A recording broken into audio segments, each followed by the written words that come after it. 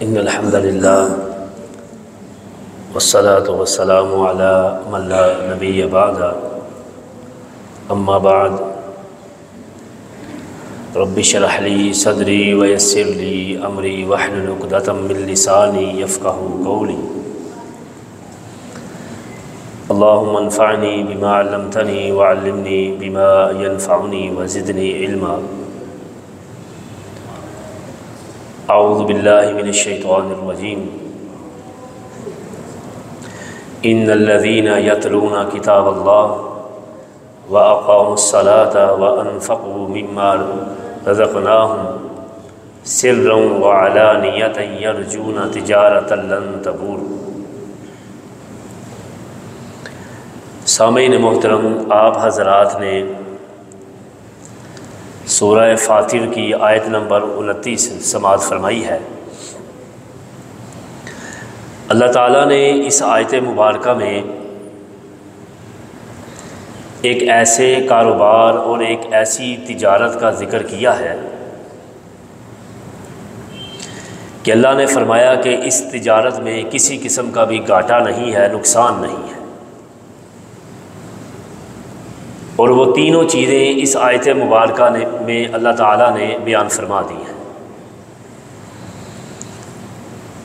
آج اگر دنیا کے مال و دولت کے لیے کوئی شخص کھڑا ہو کر کہے کہ میں تمہیں ایک ایسا نفع والا کاروبار بتاتا ہوں کہ جس کے اندر نقصان ہی نہیں ہے، تو ہر شخص جو ہے بڑے ہی متوجہ ہو کر اور بڑے ہی غور و فکر کے ساتھ اس معلومات کو حاصل کرنے کی کوشش کرے گا، لیکن جو اللہ تعالیٰ نے جو اعلان کیا ہے، آج ہمارا اس پر غور و فکر نہ ہونے کی وجہ سے یہ اللہ کا حکم جو ہے وہ ہماری نظروں سے اوجھل ہے، یا پھر ہمیں اس پر یقین نہیں ہے کہ دو ہی چیزیں ہو سکتی ہیں۔ تو اللہ نے وہ نفع والی چیزیں جو ہیں وہ اس آیت مبارکہ میں اکٹھی بیان کر دی ہیں کہ وہ لوگ بے شک جو اللہ کی کتاب قرآن مجید کی تلاوت کرتے ہیں، اس کی قرات کرتے ہیں، پڑھتے ہیں، پھر وہ نماز قائم کرتے ہیں،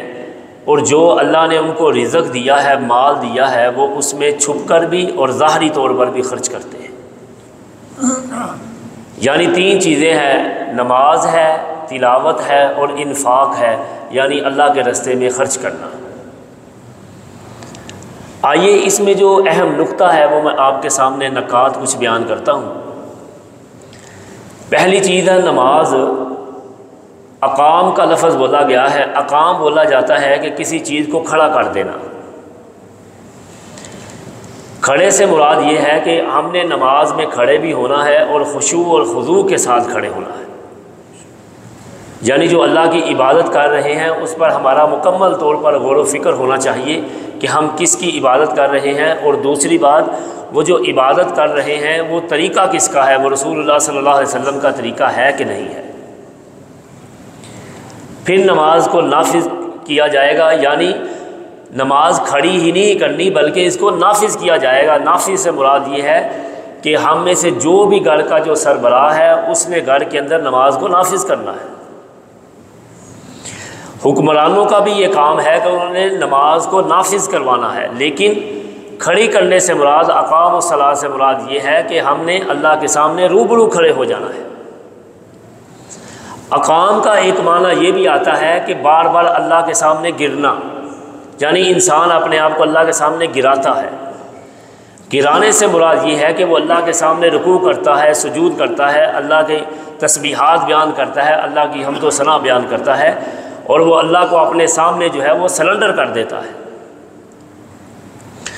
تو نماز قائم کرنے سے مراد یہ ہے کہ اسے مکمل کتاب و سنت کے مطابق پڑھا جائے اور خشوع اور خضوع کے ساتھ پڑھا جائے، اور اپنے گھر والوں کو بھی اور اپنے اہل و عیال کو بھی اس کی تلقین کی جائے۔ اس کا نام نافذ ہے۔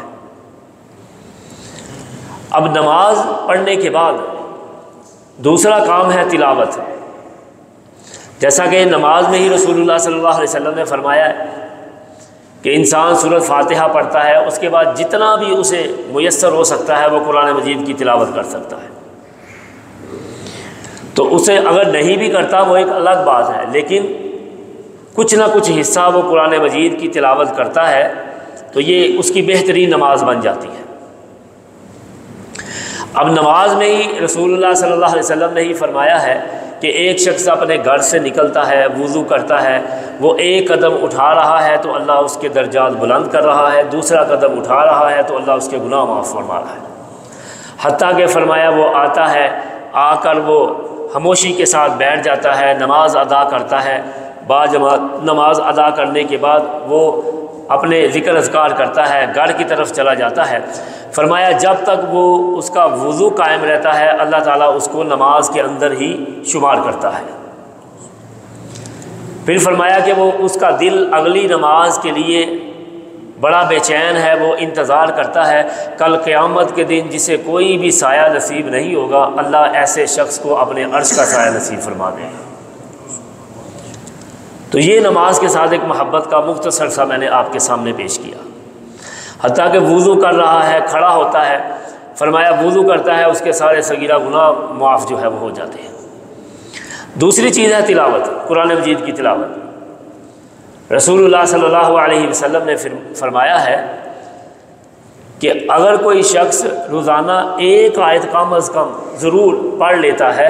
اللہ اسے غافلین کے اندر نہیں لکھے گا۔ اب ایک آیت پڑھتے ہوئے چند سیکنڈ لگتے ہیں، مثلا میں آپ کے سامنے پڑھنے لگا ہوں الحمدللہ رب العالمین، یہ کتنا ٹائم لگا ہے؟ یہ جتنا ٹائم لگا ہے اللہ تعالیٰ نے مجھے اور آپ سننے والوں کو غافلین سے نکال دیا ہے۔ اور قرآن مجید میں بڑی سختی کے ساتھ بیان کیا گیا ہے جو غافل لوگ ہیں، جو اللہ کے دین سے غافل ہیں، اللہ نے ان کے لیے کیا انجام رکھا ہوا ہے۔ یعنی وہ شخص جو ہے اس نے قرآن کی ایک آیت پڑھ لی ہے، وہ اللہ کے غافلین میں سے نکل جاتا ہے جن کو اللہ نے غافلین میں شمار کیا۔ حضرت عثمان رضی اللہ عنہ فرمایا کرتے تھے مجھے شرم آتی ہے کہ پورا دن گزر جائے اور میں مصحف یعنی قرآن مجید کو کھول کر نہ دیکھوں۔ تو قرآن مجید جو اللہ کا ایک بڑا خاص پیغام آیا ہے، ایک خاص بڑی اللہ کی طرف سے ہماری زندگی ضابطہ حیات ہے، اس کو ہم نے اپنی زندگیوں سے نکال دیا ہے۔ تو ہم تلاش کر رہے ہیں معیشت کیسے مستحکم ہوگی، ہر بندہ رو رہا ہے مہنگائی ہے اور فلاں چیز ہے اور کاروبار نہیں چل رہے، بے برکتی ہو چکی ہے، یہ ہونا ہے۔ آپ نے قرآن مجید جب پڑھیں گے تو قرآن نے یہ چیز بڑی واضح طور پر بیان کر دی ہے سورۃ طٰہٰ کے اندر، وَمَنْ أَعْرَضَ عَنْ ذِكْرِي فَإِنَّ لَهُ مَعِيشَةً ضَنْكًا وَنَحْشُرُهُ يَوْمَ الْقِيَامَةِ أَعْمَىٰ۔ معیشتاً ضنکا کیا ہے؟ اللہ فرماتا ہے کہ جب تم میرے ذکر سے منہ پھیر لیتے ہو، ذکر سے مراد یہی ہے نا کہ قرآن مجید کی نہ تلاوت کی جاتی ہے، نہ اس پر عمل کیا جاتا ہے، نہ کروایا جاتا ہے، نہ نافذ کیا جاتا ہے، نہ اس کی تلاوت ہوتی ہے۔ فرمایا ہم اس قوم کی معیشت کو تنگ کر دیتے ہیں۔ معیشت کو تنگ کرنا مفسرین نے بہت سی آراء پیش کی ہیں۔ ابن کثیر رحمہ اللہ فرماتے ہیں معیشت سے تنگ ہونے سے مراد یہ ہے منڈییں بھی پھلوں سے بڑی ہوں گی، پھلوں سے بڑی ہیں، سبزیوں سے بھری ہیں، دنیا کی ہر نعمت آپ کے گھر میں موجود ہوگی لیکن برکت نہیں ہوگی۔ ہمارے بعض بزرگ بیٹھے ہیں یہ جانتے ہیں کہ آج سے 50 سال پہلے، 60-70 سال پہلے پورے گھر میں ایک شخص کمانے والا پوری اپنے گھر کی کفالت کرتا تھا۔ آج گھر کا مرد کیا، خواتین کیا، ہر کوئی جو ہے وہ کما رہا ہے لیکن گھر کے اندر برکت نہیں ہے، کثرت ہے لیکن برکت نہیں ہے۔ وہ معیشت ضنکا ہے کہ ہم نے قرآن سے منہ موڑا ہوا ہے۔ کتنے ایسے فیصلے ہیں، کتنے ایسے اللہ کے احکامات ہیں، کتنی ایسے اللہ کے حکم ہیں کہ ہم روزانہ انہیں پسے پش ڈال دیتے ہیں، ہم ان سے گزر جاتے ہیں، ان کے پاس سے گزر جاتے ہیں، کبھی ہم نے ان کی طرف دیکھا بھی نہیں ہے۔ کس طرح ہم اللہ تعالیٰ کی قائم کردہ حدودوں کو توڑ کر جو ہے وہ کراس کر کے آگے گزر رہے ہیں اور سکون تلاش کر رہے ہیں اور ذکر تلاش کر رہے ہیں، حالانکہ سکون جو ہے الا بذکر اللہ تطمئن القلوب، اللہ تعالیٰ نے اپنے ذکر کے اندر جو ہے وہ سکون اور اطمینان رکھا ہے۔ تیسری چیز ہے انفاق، اللہ کے راستے میں خرچ کرنا۔ یہ وہ سودا آپ کر رہے ہیں، نماز پڑھ رہے ہیں، تلاوت کر رہے ہیں اور اللہ کے راستے میں خرچ کر رہے ہیں، یہ ایسی تجارت ہے، اللہ کہتا ہے تجارت سرا وعلانیۃ یرجون تجارت لن تبور، یہ ایسی تجارت ہے کہ اس میں گھاٹا ہی نہیں ہے، اس میں نقصان ہی نہیں ہے۔ اللہ کے راستے میں آپ نے خرچ کیا، مثل الذین ينفقون اموالهم فی سبیل اللہ کمثل حبۃ انبتت سبع مسانیہ، اللہ فرماتا ہے کہ میں تمہارا 1 روپیہ خرچ کیا ہوا جو ہے وہ 700 گنا تک لے جاتا ہوں، 700 گنا تک آپ کا صدقہ جو ہے وہ اللہ کے ہاں بڑھ رہا ہے۔ پھر بہترین صدقہ کیا ہے؟ فرمایا اس ہاتھ سے دے رہے ہو تمہارے بائیں ہاتھ کو علم نہ ہو، دکھاوا اور ریاکاری اس کے اندر نہ ہو۔ اب دوسری چیز یہ ہے، آپ مال خرچ نہیں کر سکتے، صرف پیسہ خرچ کرنا اللہ کے راستے میں خرچ کرنا نہیں ہے، آپ اپنا ہنر بھی خرچ کر سکتے ہیں، کسی کو اچھا مشورہ بھی دے سکتے ہیں، کسی کی مدد کر سکتے ہیں۔ ایک عالم ہے، علم والا ہے، وہ علم دے رہا ہے، یہ بھی خرچ کرنا ہے، کیونکہ نبی علیہ السلام نے مثال دی ہے کہ ایک شخص کے بعد علم ہے اور وہ اسے چھپا کر رکھتا ہے، لوگوں کو نہیں بتاتا، اس کی مثال ایسے ہے کہ جیسے بہت بڑے خزانے کا مالک ہے، نہ خود اپنے اوپر خرچ کرتا ہے نہ دوسروں پر خرچ کرتا ہے۔ یعنی ایک عالم دین جو علم خرچ کر رہا ہے، یہ بھی اس کا انفاق ہے، اللہ کے راستے میں خرچ کرنا ہے، کسی کی رہنمائی کر رہا ہے، مالی مدد کر رہا ہے، کسی کی ضرورت کو پورا کر رہا ہے، اور مال کے ذریعے، اپنی زبان کے ذریعے، اپنے ہاتھ کے ذریعے، اپنے ساتھ چل کے اس کی مدد کرتا ہے۔ جس طرح سے بھی وہ اپنے مسلمان بھائی کی مدد کرتا ہے، جتنی اللہ تعالیٰ نے اسے توانائی دی ہے، جتنی سوچ دی ہے، سمجھ دی ہے، وہ اپنے بھائی کی مدد کرتا ہے، یہ انفاق فی سبیل اللہ کے اندر آتا ہے۔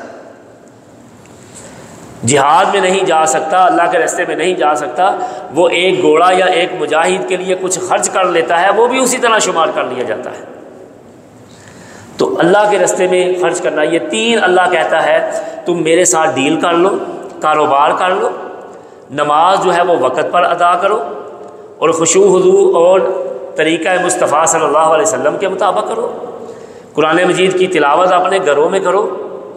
اس کے بعد اللہ کے راستے میں جتنا اللہ نے تمہیں جس طرح کی طاقت دی ہے وہ خرچ کر دو۔ اللہ فرماتا ہے میرا اور تمہارا ایسا کاروبار ہے کہ اس میں گھاٹا ہی نہیں ہوگا، نقصان نہیں ہوگا۔ جب آخرت کے دن وہ اجر ملے گا تو انسان کو یہ سمجھ آئے گی کہ ان الذین یتلون کتاب اللہ، کہ جو وہ اللہ کی کتاب کی تلاوت کرتا تھا، واقاموا الصلاۃ، وہ جو نمازیں پڑھتا رہا، وانفقوا مما رزقناہم سرا وعلانیہ، جو چھپ کر اور ظاہر طور پر جو وہ نیکیاں کرتا رہا، اللہ کے راستے میں خرچہ کرتا رہا،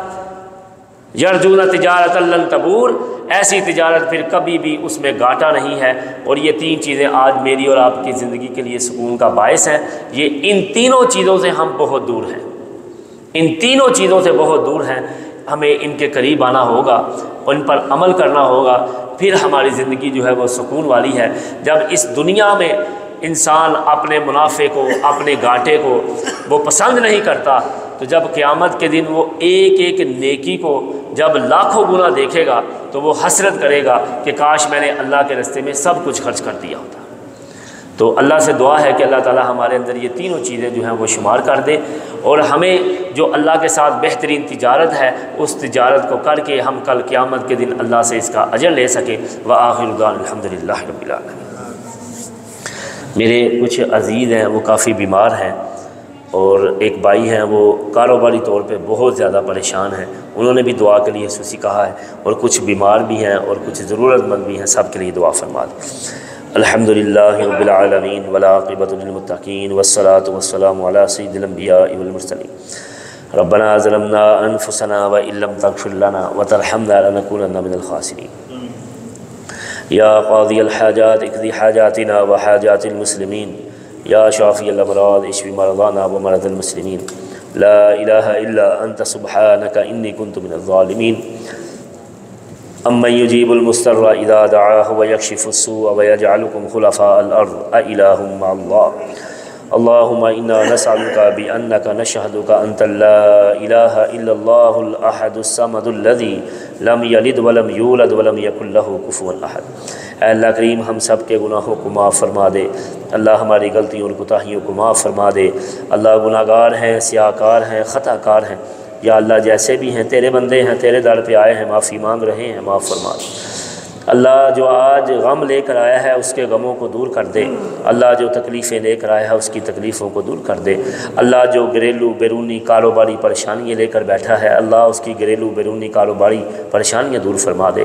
اے اللہ کریم جو بے سکون ہے اسے سکون عطا فرما دے، اے ایوب علیہ السلام کو شفا دینے والے رب ہمارے بیماروں کو بھی شفا عطا فرما دے،